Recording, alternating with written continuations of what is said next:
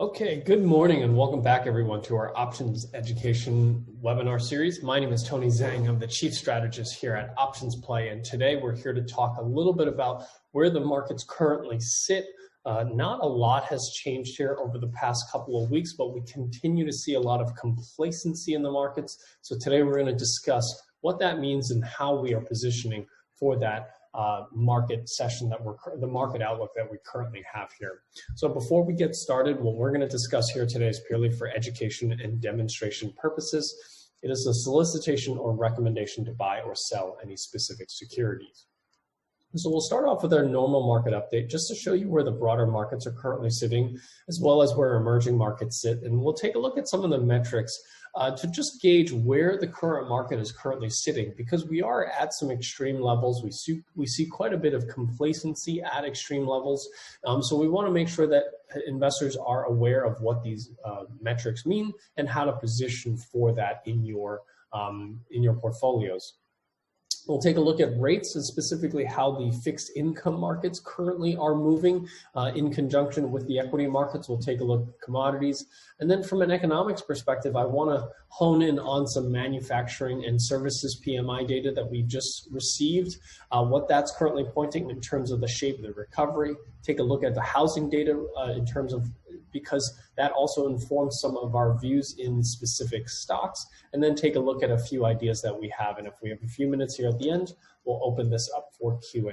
But the primary question that we want to help investors answer right now is really, how does further stimulus impact the equity and fixed income markets? That is largely what we've been trying to answer here for the past couple of weeks. We're starting to see some shifts here in both equities and fixed income as a result of the talks of further stimulus, especially as we look towards that March timeline. We're trying to see how equity markets responding, so that's what we want to show you. This is Tony Zhang. I'm the chief strategist here at Options Play. And what I want to show you are my charts, my technical research, my economic research, and how I'm informing the decisions here in the broader markets as a result of that. So when we look at the broader markets, the first word that comes to mind is really complacency.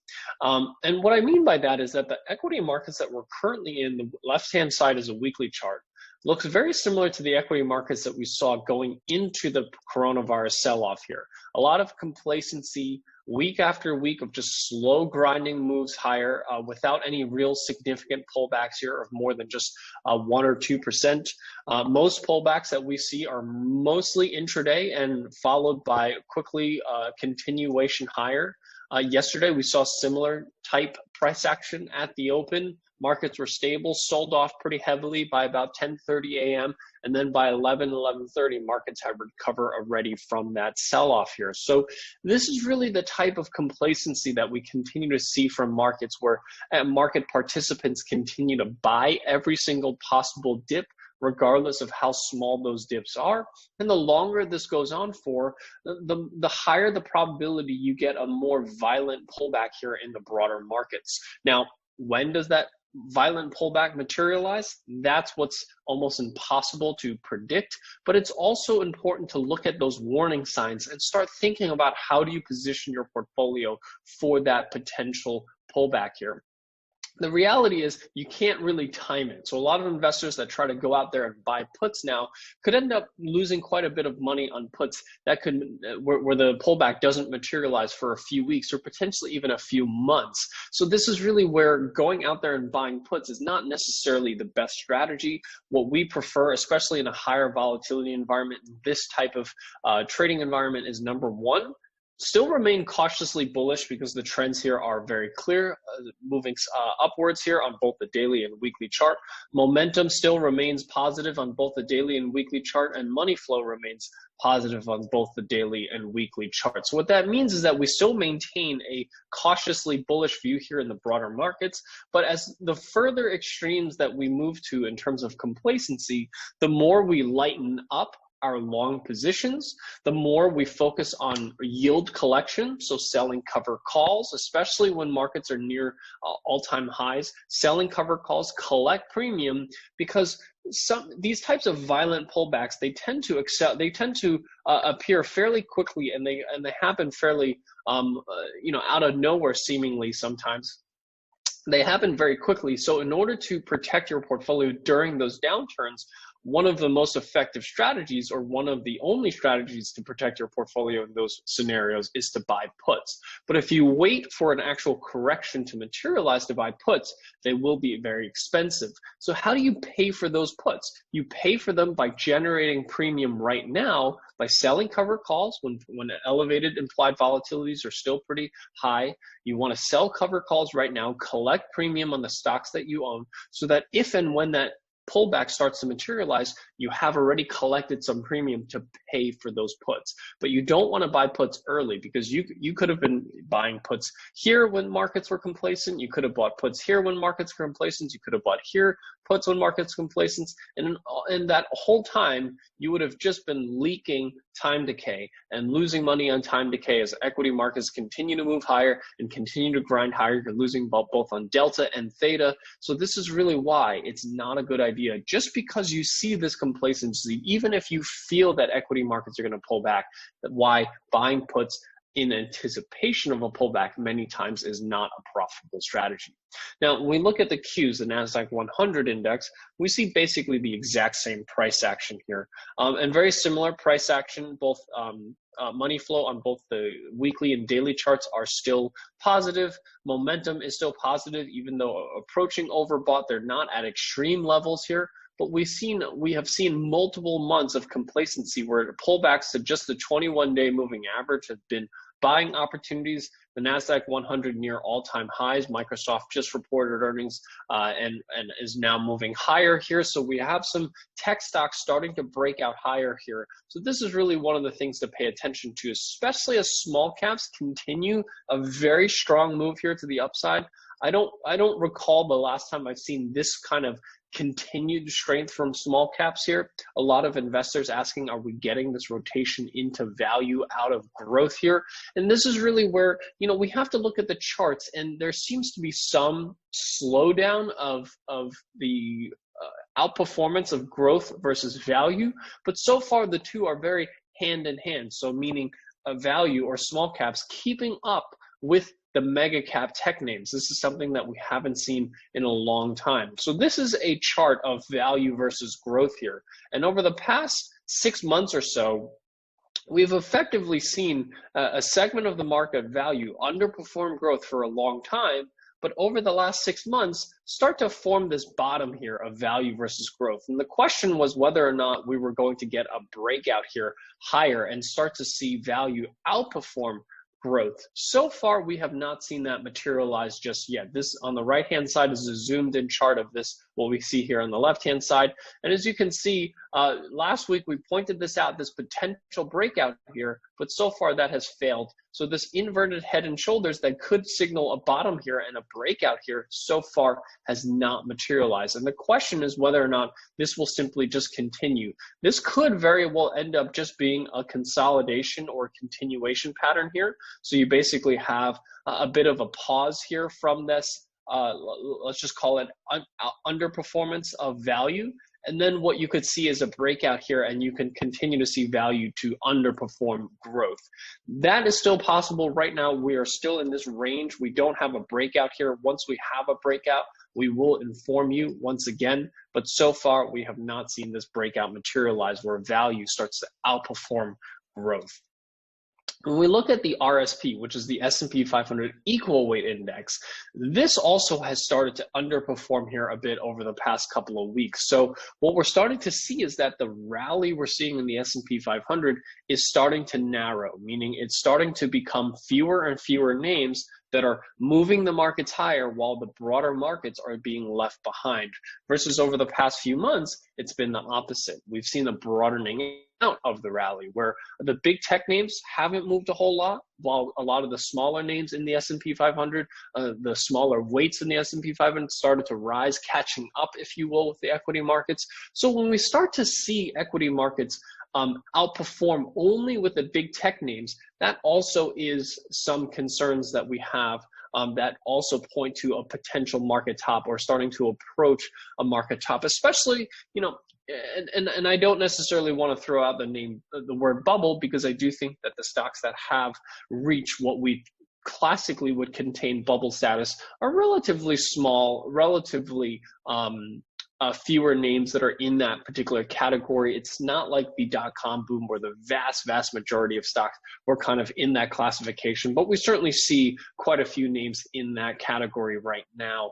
But smaller names, especially the names that have gone IPO, that are just trading at what we would consider eye-watering valuations where the growth of those companies can by no means keep up with the growth expectations that the markets are currently pricing in. So we're seeing some froth here in the markets. We haven't seen what I would consider the euphoric stage of the last stage that you see before a market crash, but we're starting to see some of these warning signs. It's important to understand with these warning signs, how do you position for them? Another metric, and this is just to show you the different things that we're looking at to gain this view in the broader markets, is really the extreme complacency that we see here. The 20-day put call ratio has reached a new extreme here at just about a little under 40% of all options that are traded are only puts. Normally this is somewhere in the 70 to 100% range of all options traded were puts. Now only about a little over 40% of options that are traded are puts, meaning far more call buying and very little put buying. This type of extreme also is generally used as a contrarian indicator to signal we're nearing a market top. Now, the fallacy with this signal, with this this complacency or contrarian indicator, is that markets have basically been at extremes since July. So we've been at extremes in terms of, this is the 20-week put call ratio. This is on the left-hand side. This is the 20-day put call ratio. And as you can see, we've been reaching new extreme levels for a long period of time. So markets can remain stretched or remain at extremes for long periods of time. And this is, again, why none of these indicators in itself is a good signal to go out there and buy puts. A lot of investors sometimes, first time they see some of these types of indicators, they say, oh, these things are extremes, let me go out there and buy puts. What you have to recognize is the fact that they've already been at extremes for months on end, but we haven't seen the actual correction materialize yet. You need some other catalyst to generate that type of correction. Whether that's, perhaps the stimulus bill falling short, there could be a variety of things. You could have another strain of the pandemic, a strain of the coronavirus that causes mass lockdowns. Those are the types of catalysts that could potentially drive a market sell-off here. But these are just warning signals that if you do get a catalyst, that you could get those type of very violent, very quick pullbacks of that 10-15% pullback to materialize in just over a week or two, rather than, a more slow, a more, I would say, orderly pullback here, if you will. So looking at yields here, we've definitely seen a bit of decline here in yields here, as perhaps over the past couple of weeks, some of the market expectation of a big stimulus bill, another $1.9 trillion stimulus bill, is pared back a little. I think investors are now thinking that, $1.9 trillion is unlikely, that it does seem that there is a bit of back and forth between Democrats and Republicans working together to try to pass a bill that is supportive of the economy, but maybe not at that type of size. So we have seen Treasury markets pull back here a little bit away from the extremes of approaching 120 basis points back to 105 basis points. In my opinion, I think Treasury yields are more I would say reasonably priced at these levels, just slightly above 100 basis points or around 100 basis points. And especially given the Fed has continued to commit to buying these treasuries long term, especially even though they haven't moved this far out of the curve to the 10-year yields, 10-year bonds just yet, we do anticipate that they will. So I think that's going to put an artificial cap, in my opinion, as to how much higher 10-year yields can go. So right now here in this 100, 110 range, I think this is a suitable range here for where treasuries are going to sit. So, that allows us to get a better sense for, the dollar index. So for trading dollar, we've also seen the dollar moderate a little bit here into this 89, 91 level here. So this really, in my opinion, is more of I would say a reasonable place for the dollar to be trading at least for now, until we get a little bit more clarity. I think that if the stimulus bill gets closer to 1.9 trillion, we're going to see more sell-off. If, let's say, that stimulus bill is significantly smaller than 1.9 trillion, we might see a rally here in the dollar. But right now, dollar is kind of in this equilibrium right now, expecting the stimulus, but expecting a slightly more pared back version from the 1.9 trillion that's we're currently looking at. And we're seeing treasury markets or fixed income markets react to this. We have seen some pretty significant moves here in the TLT. So a bit more of a flight to safety here, a bit more of investors buying safer government bonds, and at the same time, selling off a little bit of the investment grade, the riskier bonds here. So this is starting to see a little bit of shifting from the fixed income markets, perhaps, looking at some of the complacency things that we're seeing in equity markets. We're starting to see perhaps some positioning, perhaps a little selling of profit taking in equities, starting to position in more safer assets like treasuries, a little slightly out of LQD and HYG, the more riskier bonds. So we're certainly seeing some positioning shifting here in equity markets as they continue to approach these all-time highs and more complacent levels. So looking at some economic data here, this is really where we continue to see some interesting surprises here to the upside. Manufacturing PMI came in substantially higher than the survey at 59.1 versus the survey of 56.1, and also services coming in slightly better than expected at 57 versus expected of 53. So what this is showing us here is, manufacturing has been what's driving a lot of the economic gains that we've seen in terms of recovery. But services has been falling behind, especially with continued limited lockdowns around the country, limits to indoor dining and indoor related activities. Services has really been much slower to recover. And that's why we've seen such a strong V-shaped rally here in manufacturing, versus services is really moderated here towards the second half of 2020. But as we can see towards the end of the last year, we're starting to see some movement here to the upside. Some movement here to the upside for services is, in my opinion, strong for the economic recovery. And this is partially why we are likely continuing to see equity markets not sell off, because the economic recovery is continuing to take shape. But there's no doubt that we are near extreme levels. We're near extreme complacency levels. We're near extreme valuations. And these are always going to weigh on investors' mindsets. So profit taking, selling cover calls, those are the types of strategies that are optimal at the current moment. And then if we do get that pullback here, using those premiums to buy those puts. On the housing side, we saw an extremely strong end to the year in terms of existing home sales.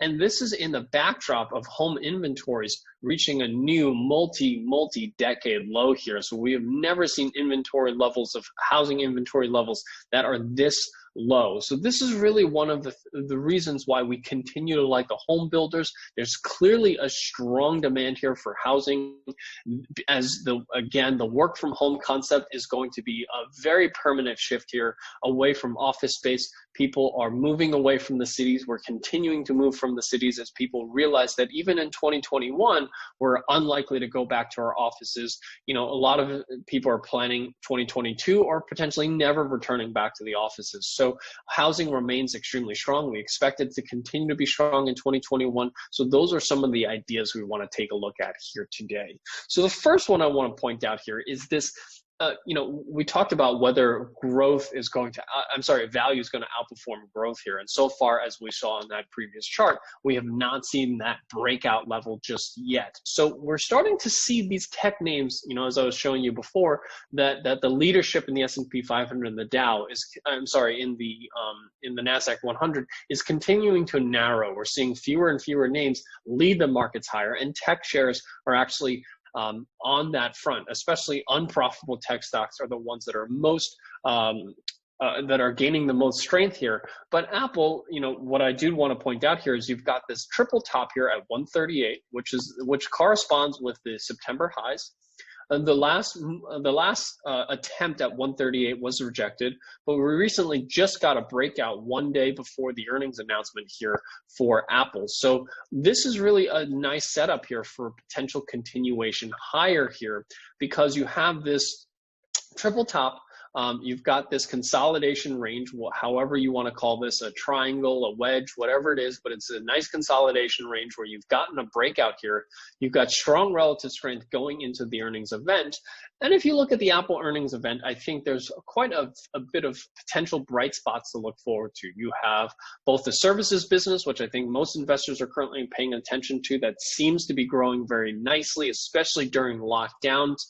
We think that services will remain a fairly strong revenue driver here for Apple, and a shift away from hardware towards services is why Apple's trading at a much higher valuation it is now than it was, let's say, 5 years ago, where it's predominantly trading at a much lower multiple. You have the new MacBook Pros, which I have talked about pretty heavily here in terms of the new MacBook laptops, which they recently moved off of Intel chips to extremely good reviews, and now puts all Apple devices, iPhone, iPad, and MacBook laptops, all in the same chip, all in the same ecosystem. You can run apps across all three devices. I think that's a game changer here for Apple in terms of creating that ecosystem that they've been building, and it really continues to develop their services business. So for those reasons, I like Apple, not only for this particular earnings cycle, but over the next few earnings cycles. And then you add on the few things that they've recently announced